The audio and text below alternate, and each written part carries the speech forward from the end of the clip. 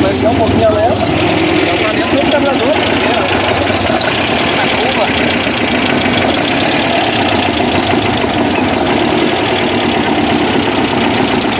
E aqui, né? Tô regular o cara. Vendo o que é? Regulando o ar. Olha, o ar tá apertado. Só abre o ar, nós estamos tranquilos.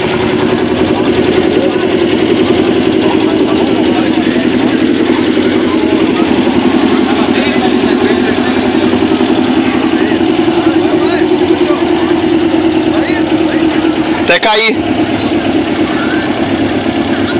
E aí, achou?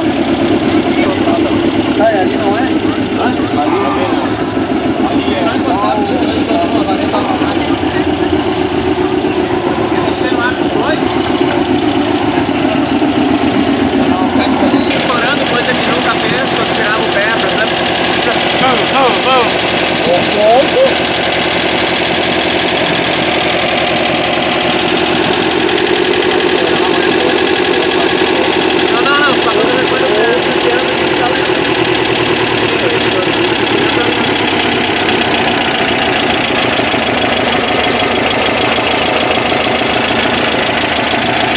Cri-cri, sabe mexer nisso aí?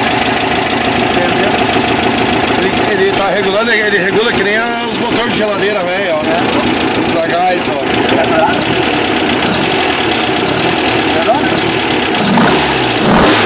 Vai apertar no ar. Vai dar o buraco da...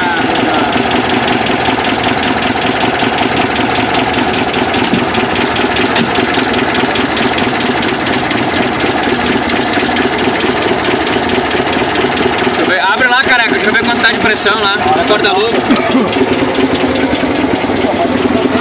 Ficou em 2, vai entender, cara. Termina. Control. Agora tá certo. Ah, ó. Vou comprar cara tá cansado. Cara de alegria do Fabiano.